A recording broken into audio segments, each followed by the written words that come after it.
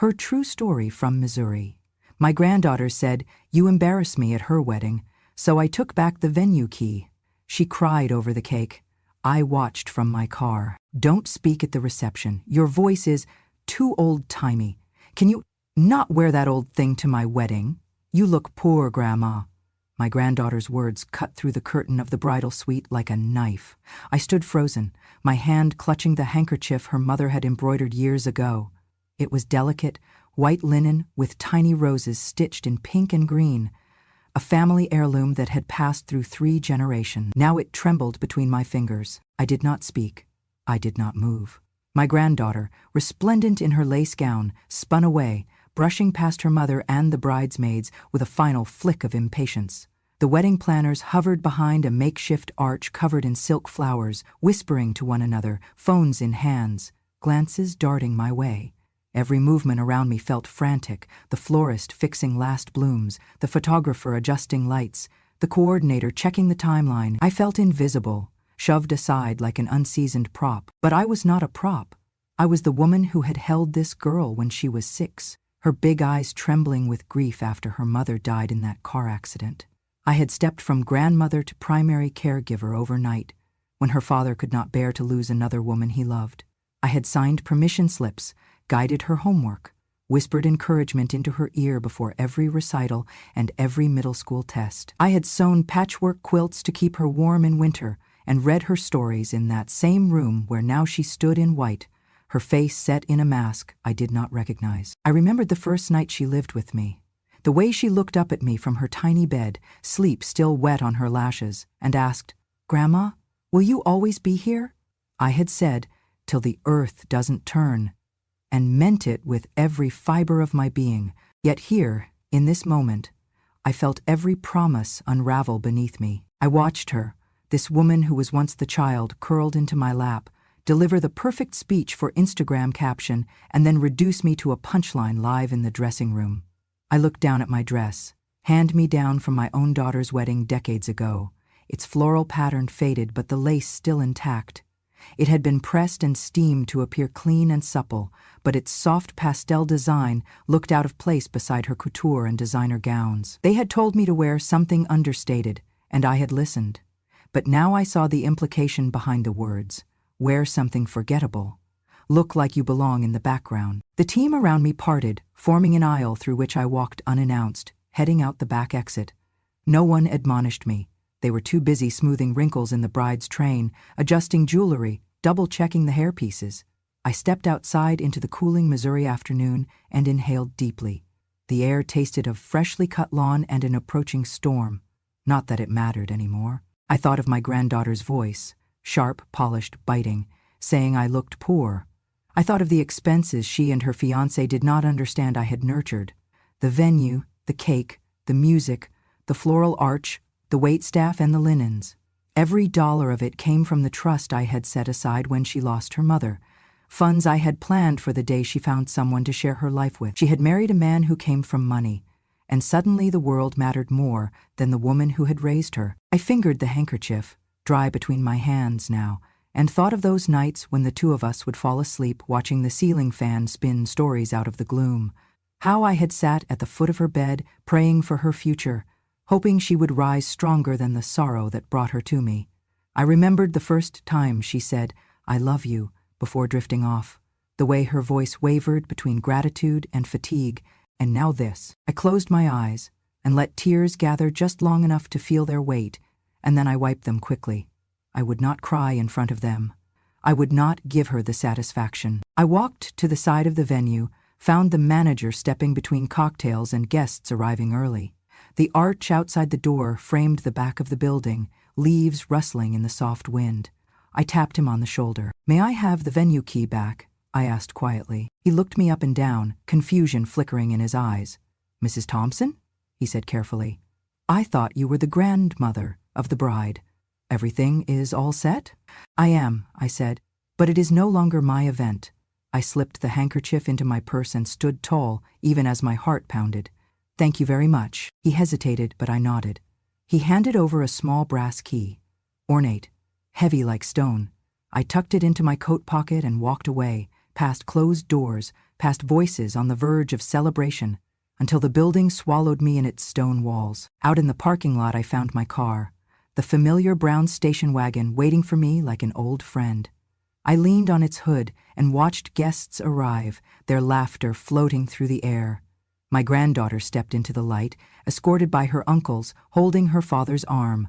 Her dress flowed around her, her veil catching the wind, her eyes distant.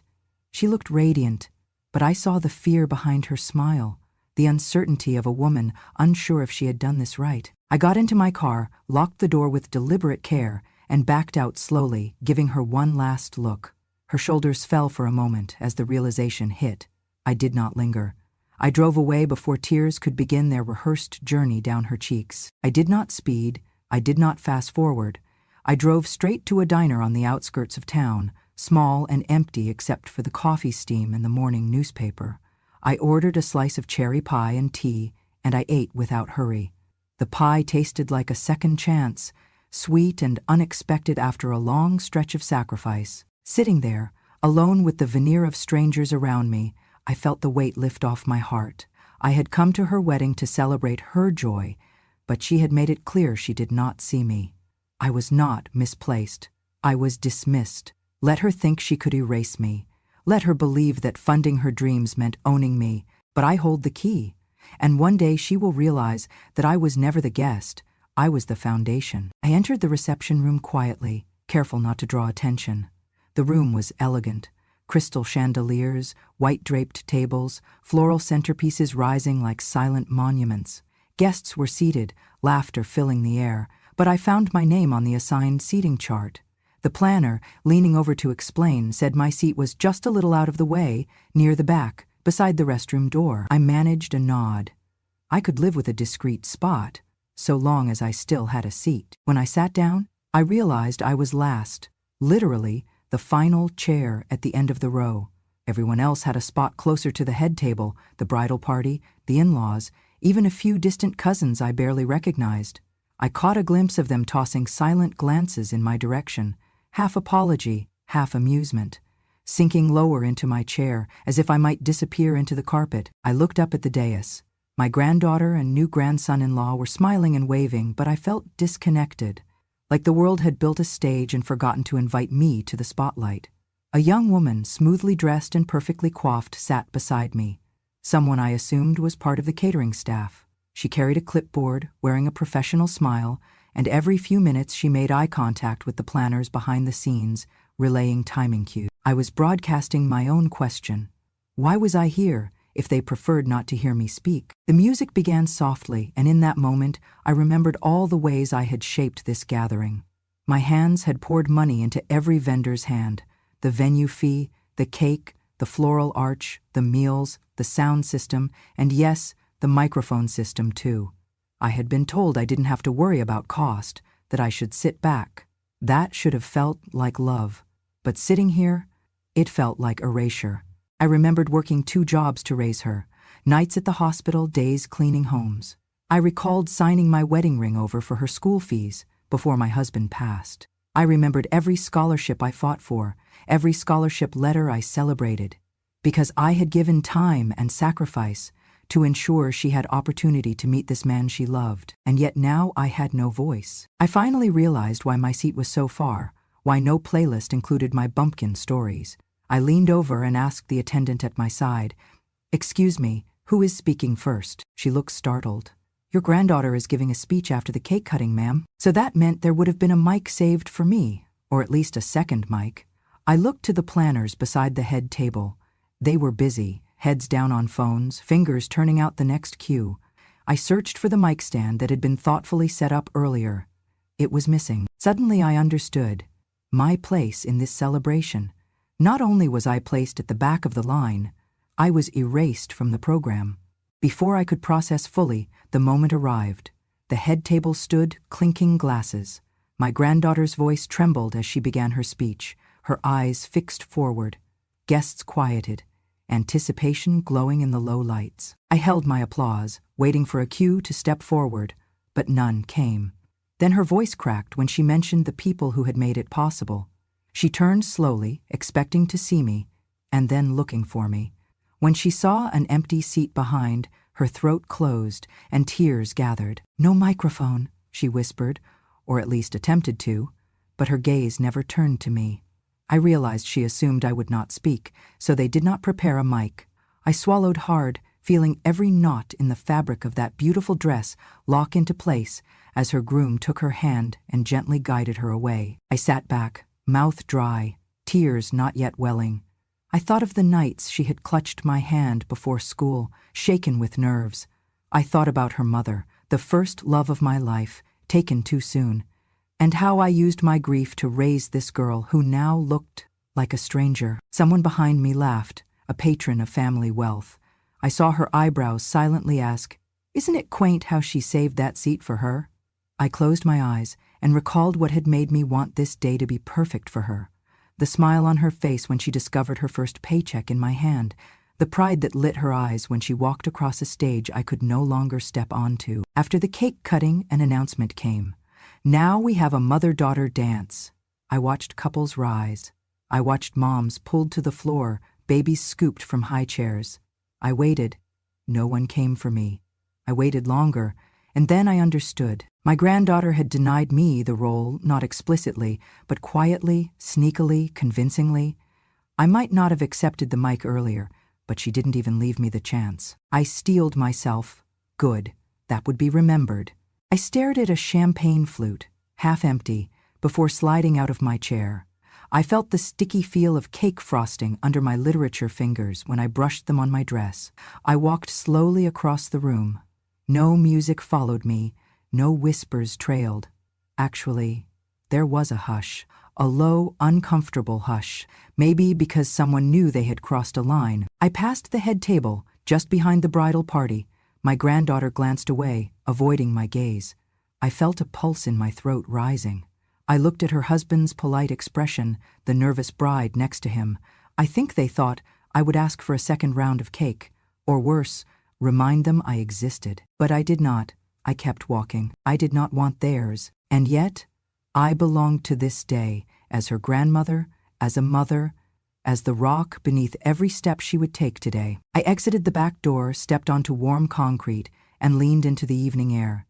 I reached into my purse and retrieved the handkerchief her mother had embroidered. I touched the delicate fabric, feeling my grandmother's name stitched into its edge. Althea. She used to say the same prayer after every misfortune.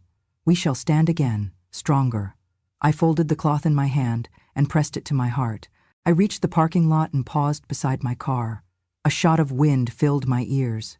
The evening sky turned pink, soft as hope. I watched as her guests continued to lift their glasses, laughing as the band started again. Most of them turned away before I walked past them, back into my life, the one I chose when I chose me. I settled into the driver's seat and closed my eyes for a moment. Then I started the car and drove away, lightly as someone with nothing pulling at her feet, but everything pulling her heart. I am the one who held her when the world stopped. I am the one who built this day for her, and I did not forget. But she did, and tonight, she would cry for a cake she did not fully appreciate, and tomorrow she will forever feel the echo of silence I left behind. And maybe that was the point. She did not want me to shine that day. She wanted me quiet, tucked into a corner like an afterthought. But I was not a decoration in her curated life. I was the reason she had one. That old dress did not embarrass me. It reminded me of who I had always been, and who I would always remain, long after the silk gowns were boxed up and forgotten. As I stood near the guest table, one of the few places left where I did not feel invisible, I heard her voice. "You remember when my friend laughed at your dress, Grandma? Called it trailer park chic?" she asked a distant guest, a new coworker in a pastel suit. I felt embarrassed. I just changed after that. I stiffened. She said embarrassed, not hurt, not sad, embarrassed. And that single word carried more weight than I expected. I thought of our life together after her mother died, how I slept on a reclining chair in her room for months so she would not be alone. I thought of how I sewed patches on her jeans after she grew out of them every winter. I thought of how she used to dig through dresser drawers looking for my scarves, pretending it was her own. Now she was apologizing for me. I watched her laugh, hand brushing her cheek, throwing her hair back, the way she had when she was 10 and first discovered a secret crush. But this time, her eyes did not light up toward me. They stayed guarded, practiced. She looked like someone who had rehearsed a speech about gratitude, but not a moment about her roots. In the next round of toasts, I heard her half mutter, "We're not like them anymore, Grandma. We've moved up." The words struck me like a slap. Moved up, gentrification of identity, detachment from origin. Her voice carried entitlement, distance disguised in early wealth. I closed my eyes, trying to steady myself. Moving up had a cost. Today, I paid it. Around me the reception continued, a live band playing cover songs, guests sipping champagne, servers passing trays of hors d'oeuvres. I felt like I was behind a glass wall, watching but not allowed in. When she was young, she'd tug my sleeve and whisper, "Tell me a story, Grandma." I told one, a bedtime fable, about a young girl who planted a seed and watched it become a flower strong enough to weather storms. She loved it. She asked for it every night. Now, in front of her friends and new colleagues, she introduced me as a nice older person from my mom's side. A concession of acknowledgement, the kind you give your mother after your stepmother chooses what matters. But instead, I folded my hands in my lap and let the music swell without me. I was not bitter, just awake. Awake to the truth that love, given without conditions, could still be forgotten. Awake to the ache of being edited out of a story I helped write. And as she twirled in the glow of borrowed admiration, I whispered to myself, "You were never small. They just stopped looking." Then it happened. A distant aunt approached, took me by the elbow. "Sweetheart," she whispered, "they want you to join the family photo." She guided me toward the photo backdrop, where rows of smiling faces waited. I took a breath and stepped forward. They positioned me in the second row. I used half the proceeds to create a trust in my granddaughter's name for her future, her dreams, her wedding if she ever found someone kind enough. The other half I used to build a life of modest independence. I never told her the full story. I wanted the gift to feel free. But nothing should be given blindly, especially not your legacy. That night after the wedding, I stared at the trust account's dashboard on my laptop. Scheduled payments to vendors, final disbursement for honeymoon expenses, and at the bottom, a button labeled Hold Transfer. I hovered my mouse over it, remembering her words. "You look poor, Grandma," and I pressed click, not out of spite, but out of clarity. I had been invisible for too long. If silence is all I was offered, then silence I would give. But mine would echo where it mattered most, in the fine print, in the frozen funds, in the lessons that follow luxury denied. I closed the laptop, turned off the lamp, and crawled into bed. For the first time in years, I slept through the night. Because I remembered, I was never small. I was simply out of view. And now I had stepped back into the light. I divided the proceeds. A part went into savings for myself. The rest, half the value, went into a trust for my granddaughter. A wedding fund, I had promised her quietly. I had signed documents naming her as the beneficiary, but deliberately kept control over disbursements. To me, it felt like protection, a way to ensure that foundation for her future would not be taken for granted. I spread the documents on my desk, the trust ledger, my handwritten notes, the disbursement schedule. In bold, my name appeared as trustee. Her name was listed below. I realized I was still the key holder. A strange sensation rose in me, like discovering I carried someone else's heartbeat inside my own chest. I felt that if I wanted to, I could call tomorrow and say, "No funds today." Just like that, I could halt every charge, every payment, every expectation. I remembered the day I signed that trust. I sat in the financial advisor's office with trembling hands, holding the pen over the dotted line. She said, "This is a generous gift." I told her, "No, this is a promise." The advisor nodded and later walked me through tax implications, responsibility, legal precautions. I took notes. I asked questions. I needed to feel sure. Monday morning, I called her again. Her voice was kind, professional. "Good morning, Mrs. Thompson," she said. "How may I help you?" "I have a question," I said, trying to steady my voice. "Can I freeze the trust fund? Just for today?" There was a quiet pause. "Absolutely. You hold the key," she said. "Just submit a request, or I can put a hold on the account." My throat felt thick. "Yes, please. Do that. Understood, she replied. I will place a freeze. Funds will remain until you decide otherwise. I stood there, letting the weight lift from my chest, not in triumph, but in truth.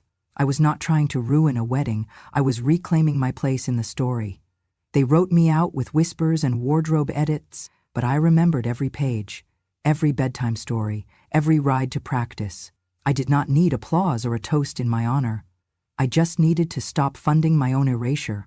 As the confirmation screen faded, I whispered to no one in particular, "You cannot dishonor what you still depend on." And in that quiet, I finally felt whole. No alerts popped up, no email said, "You are about to delete everything," for wedding party members. It was quiet, clinical, and absolute. I closed the laptop. I placed the trust documents back in the envelope. I tucked them in the drawer again. That evening, the phone rang. My granddaughter's number flashed on the screen. I let it go to voicemail. There was no way I could help her now, not with words, not with speeches, not with perfumes or flowers or approval. She had separated herself from the love that raised her, and I wanted her to feel the emptiness she left behind. I remember the first speech she wrote in elementary school. "My grandma is beautiful and kind. She taught me how to bake cookies and how to stand tall." I printed it and framed it. It hung by her bedside until she left for college. I remember tucking it into her luggage, tears on the pages. That framed piece of paper is still in my house. It hangs above my fireplace, a reminder of who she was and who she still can be. But I also have the trust documents now, the key and the knowing. I have something I have never had before: choice. And choice is not petty or spiteful. It is strength. If she wants to reach me, she can. But I will speak to her on my terms. I lit a candle in the dining room, a soft lavender scent, her grandmother's favorite. I sat down. Tonight I will sleep in my quiet house. Tomorrow I will wake, knowing I belong here. I am the guardian of her future, not a guest in it. They said I was too old-timey. They said I looked poor. But while they chose image over substance, I chose to remember my own worth. The key is in my hands. The fund is in my name. The power of silence is my voice. So I remain unshaken. I sat in my car, parked just 50 yards from the entrance of the reception hall. Inside, the chandelier gleamed, the clock ticked toward the cake-cutting ceremony, and guests chatted in hushed excitement. But out here, in the gravel lot, I leaned against my door and sipped lukewarm coffee, listening to the distant hum of celebration I had paid for but was no longer part of. They came to me on the phone first. "Ma'am, we're terribly sorry to inform you the cake hasn't been paid for." The voice on the other end was apologetic but clipped. I held the phone loosely in my hand, window, mind drifting to the weeks I had called and asked, "Please make sure this goes through. We also cannot release the band," another voice added, the waitstaff shifting in the background. "And the venue is suspending food service because there was nothing left for me there. Not regret, not longing, not even a lesson. I had already learned it. And now, so would she." The silence of that halted celebration said everything words never could. It echoed through unpaid vendors and unanswered questions, through the toppled centerpiece and unopened favors, through the absence of the woman who had given her everything and asked for nothing but decency. They would rewrite the story, of course, blame technical errors, a last-minute cancellation, perhaps even me, the difficult grandma. That was fine. Let them rewrite it. I had my copy, the true one. I drove home with the window cracked, letting the wind tug softly at the loose hair around my face. The sun dipped behind Missouri trees, casting long shadows across the road. But inside me, something had broken free of shadow altogether. I had not crashed a wedding. I had simply withdrawn my blessing. And sometimes, that is louder than any toast. I pulled into my driveway, turned off the ignition, and sat in the fading light, the box of shortcake now empty beside me, the brass key resting in the cup holder. They had called me an embarrassment, but tonight I remembered what it feels like to hold the pen, and I had written the final scene. I thought of her tears inside the suite, but I did not soften, because those tears were hers to feel, not mine to erase. I finished the shortcake. I rolled down my window and let the night air wash over me, and I drove home, without cake worries, without apology, without the need to be seen again. Nobody had the courage to call me. Maybe everyone was afraid I'd hang up. Maybe I'd hung up on them silently by walking away. But word traveled. My neighbor, Mrs. Callahan, knocked on my door the next morning. She stood well back on the porch, hat in hand and eyes serious. "I just had to tell you," she said quietly. "She was screaming your name when the lights went out. I heard it clear as day." It was enough. I nodded and thanked her, offered her a cup of tea, but she shook her head and left. I closed the door and leaned against it for a moment, fingertips pressed to my heart. Then I walked inside and put away my laptop. This time for good. I released my earrings, one delicate rose petal of silver, and slipped them into a small velvet box. I hung my wedding ring on the jewelry tree I keep near the mirror. Then I filled a small pot with water and vegetables, carrots, celery, a few potatoes, and simmered soup while ironed linens in the quiet. The countdown ended on the stove. A simple act, but a choice. I felt no regret, not for what I did, not for what I withheld. Instead, I felt light, free, like the air that enters a room after you open all the windows, letting go of stale energy. Around midday, my email chimed. From the event coordinator. "We are deeply sorry for the confusion regarding the trust fund and the sudden pause. We did not know that Mrs. Thompson held legal authority over the payments involved in tonight's ceremony." Another note. "Please accept our apologies." Another. "If you would be willing to share how this came to pass, we would appreciate the opportunity to learn." I allowed myself a small smile.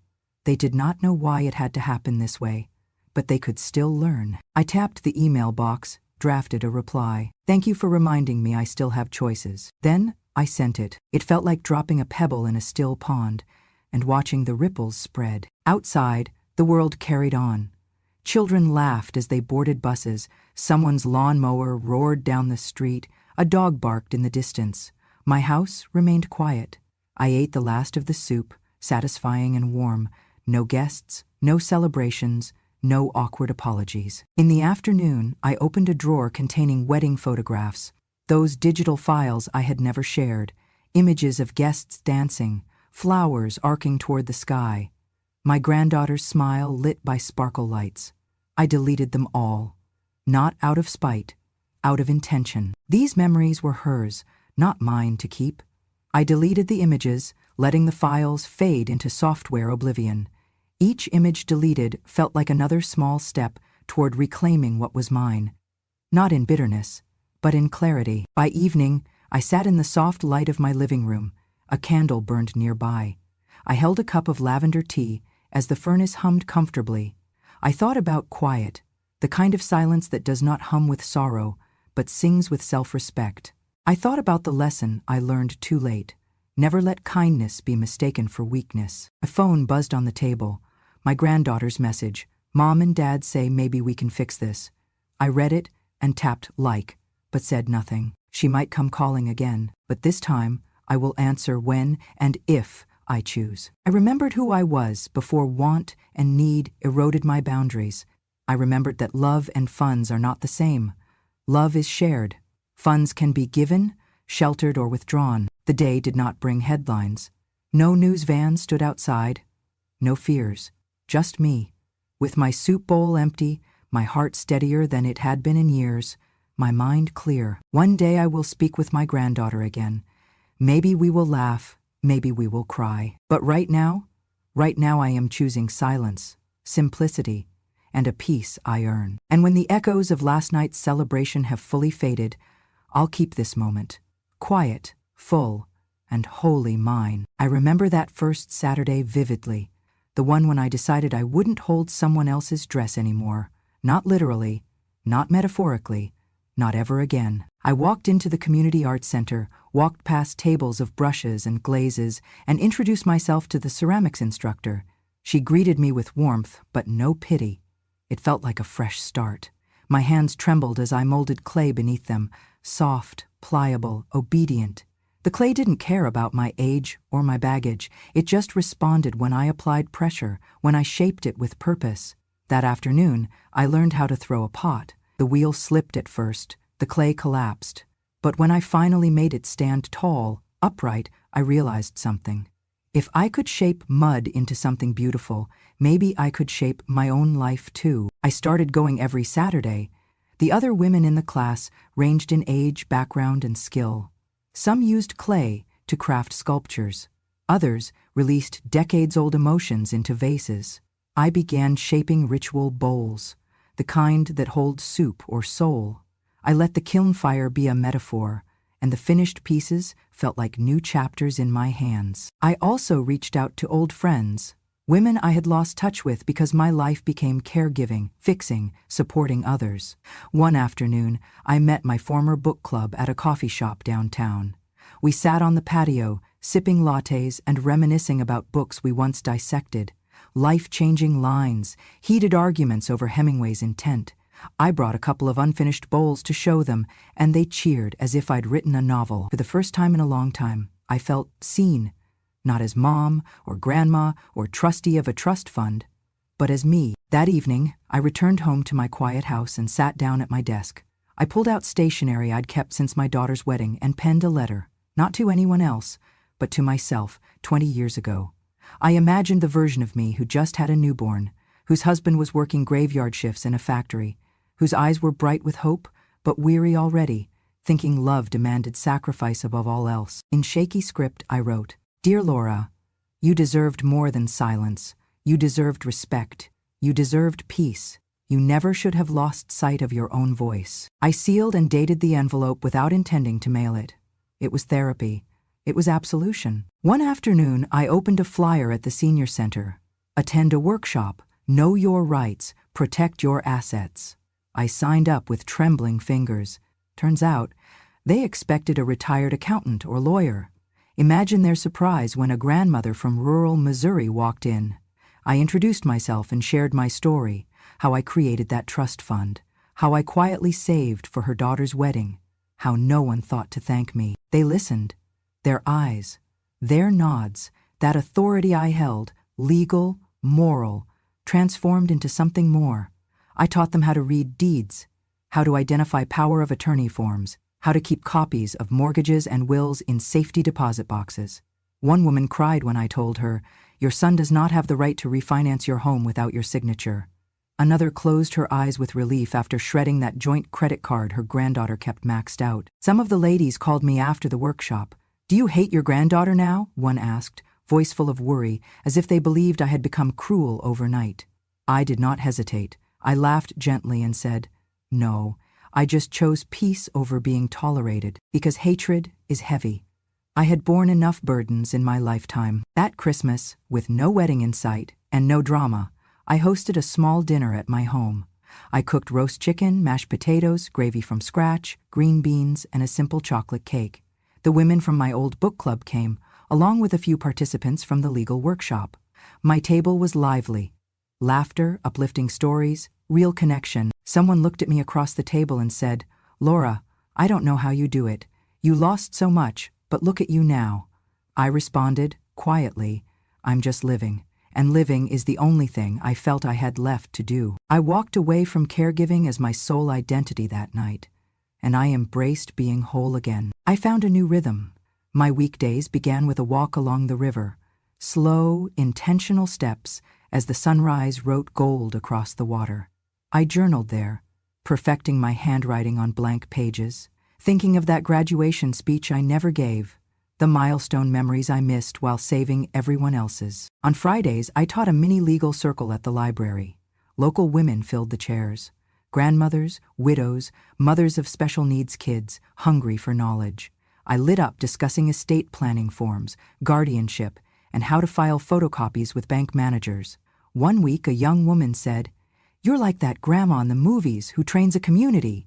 I smiled and thought of another line I'd kept in my mind, "Grandma with the last laugh." By spring, I sold the antique jewelry box on my dresser, my only bargaining chip I'd hesitated to part with, and used the proceeds to refurbish the art studio.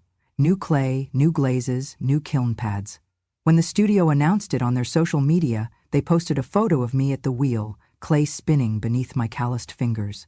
The comments flooded in, inspiring, warrior, beautiful soul. At night, I sit by the window and knit or work on a vase. I still think of my granddaughter sometimes, I wonder if she ever thinks of me. Maybe not. Maybe this is what being loved unconditionally looks like a flame you shield from wind until it fades. But I am no longer the one holding up a roll. I am no longer the one wiping tears or stitching dresses. I finished my shift, and I left the stage. My Thursday nights are the best now. My classmates from ceramics and I eat pizza, talk about our clay fails, our aspirations. We cheer each other's tiny triumphs, a well-balanced bowl, a glaze that doesn't crack, a story we share. Then we drive home with clay dust in our hair and stories in our hearts. A neighbor asked me once, with genuine curiosity, "Don't you ever miss how your granddaughter used to look at you?" I looked out the window, saw moonlight dancing on the car parked across the street, and said, "Sometimes, but I don't miss being forgotten." So to those who feel their identity slipping away under the weight of caretaking or courtesy or those unspoken expectations, here is my truth. You are not a background character in someone else's life. You are not merely a story of what you did for others. You are a story worth telling. I do not hate my granddaughter. I remember the time she was 6, and we ran around the living room with balloons, laughter bouncing off the walls so loud you could hear it for blocks. I remember her breathless, "Grandma, watch this!" and the way I caught her as she tumbled off the couch. She was my heartbeat, my pride, my reminder that even after heartbreak, love could grow again. It hurts to admit that she no longer sees me, but I also refuse to raise her from a distance. I cannot rescue her from the lesson she must learn, because sometimes love isn't about saving them. It's about letting them face the consequences of a choice they made. If you are a grandmother or a mother reading this, know this. Being kind does not mean you have to be silent. Being generous does not mean you have to be powerless. Being quiet does not mean being invisible. I taught my granddaughter to walk, to read, to dream. I scooped her up when the world seemed cold. I held her hand through every scraped knee and every broken heart. Yet today, I stand apart from her celebration because of how she treated me. She called me embarrassing. She told me my voice didn't fit her moment. She told me I looked poor. My heart breaks for the little girl who once hid in my coat and whispered, "Just a little more love." But my heart does not break for the woman who thought money gave her the right to silence me. I hold no bitterness against her, just sadness that she forgot where home came from. So here is my message to every child whose roots they choose to ignore. Do not forget the hands that built your foundation. Do not erase the ones who carried memories you now take for granted. Do not assume that because your world has changed, she no longer belongs. Because some memories you cannot remake, some foundations you cannot rebuild. To the women out there whose grandchildren stepped away from respect, hold fast to your worth. Speak your voice, even without applause. Protect your dignity, even if you are only protecting a reflection of who you once were. Teach her by example that no one can erase the past without losing part of themselves, because every gift you gave was not an investment. It was an offering of heart, and every time she rejects you, she rejects a piece of her own story. I once said I would stop holding up her dress so she could walk the aisle. Now I say I will hold up my head and walk away. I will not be a shadow at the edge of her memories. I will not be the grandmother who fades in silence. Because I am worth more than that. I am the woman who built the garden where she grew, the arms that comforted her when life hurt, the voice that whispered courage when the world seemed big. She may forget, but I will remember. And one day, maybe not today, she will remember too, when she cannot cut a cake with money she never earned, or buy a moment better than the one that came from grace. On that day, I hope she realizes that what she called embarrassing was never what made me small.